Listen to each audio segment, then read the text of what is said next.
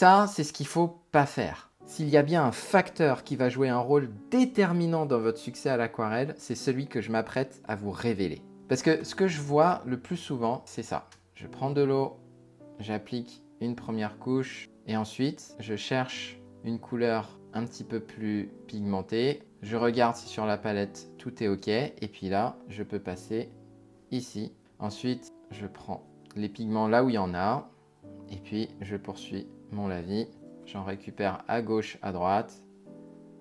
Et puis là, je poursuis mon lavis. Ça, c'est ce qu'il ne faut pas faire. Parce qu'en faisant ça, vous vous confrontez à plein de problèmes. Le premier étant que vous mentalisez trop. Vous essayez de trouver la bonne couleur, le bon dosage. Et du coup, vous faites plus attention à ce qui se passe sur la palette qu'à ce qui se passe sur le papier. La deuxième chose, c'est que vous ajoutez de la complexité parce que non seulement il faut bien observer ce qui se passe sur le papier, mais en plus il faut aussi observer ce qui se passe sur la palette. Et ça fait perdre un temps phénoménal. Alors après, quand je dis phénoménal, c'est quand même relatif, c'est quelques secondes, mais quelques secondes suffisent pour saccager votre aquarelle. Donc l'exercice que je vous invite à faire, et en plus de ça, ça va vraiment vous encourager à lâcher prise et à peindre avec plus de spontanéité, c'est vous prenez de l'eau et ensuite vous faites vos mélanges à la volée sans perdre de temps. Et le point important, c'est de ne pas perdre de temps. Et donc là, ce que je fais, c'est que je prends de l'eau, j'applique une couche, j'en prends un petit peu, j'applique une deuxième couche, je regarde ce qui se passe sur le papier, j'en prends un petit peu plus,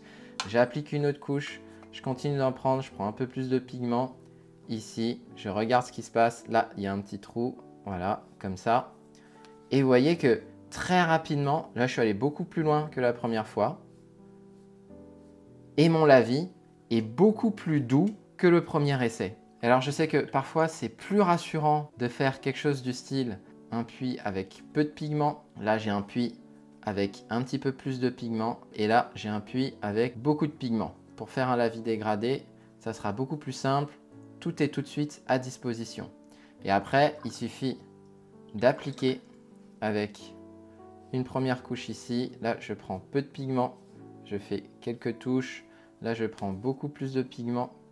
Je fais quelques touches comme ça. Et là, je prends vraiment beaucoup de pigment. Et je fais quelques touches comme ceci. Et effectivement, ça fonctionne. Et ça, c'est quelque chose que je peux recommander lorsqu'on démarre et lorsqu'on essaye de trouver les bonnes tonalités. Mais dès que vous commencez à avoir une bonne lecture des tonalités que vous pouvez obtenir, je vous invite vraiment à tout faire à la volée. Parce qu'en faisant tout à la demande, vous allez être beaucoup plus flexible. Si vous voulez utiliser une autre couleur, vous pouvez utiliser un autre puits.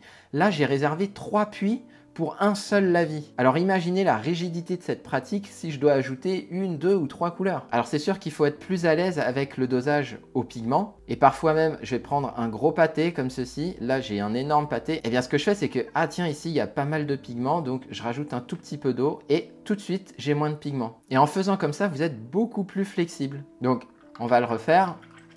Hop, je mets une première couche, j'en prends un tout petit peu, je mets un petit peu plus. Et là même, ce que je vois sur le papier, c'est qu'il y a beaucoup d'eau.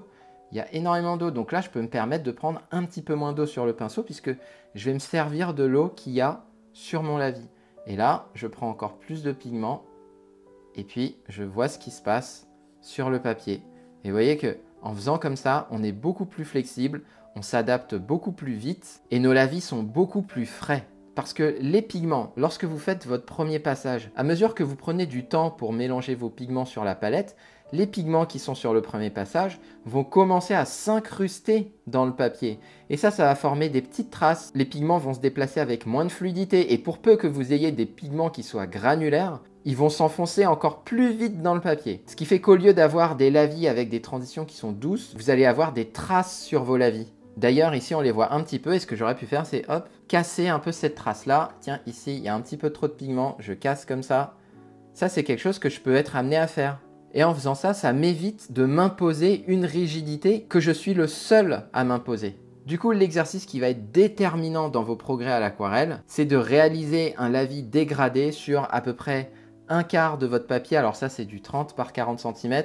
Et là, c'est un pinceau à lavis de taille 0 de chez Raphaël, série 803. Et vous essayez de réaliser un lavis dégradé avec une seule couleur en moins de 30 secondes. Ça vous encouragera à aller vite. Et la rapidité d'exécution, c'est ça le facteur clé. Mais c'est une rapidité d'exécution qui se fait à la fois sur le papier, dans la rapidité du geste, mais également dans la rapidité à trouver le bon dosage au pigment.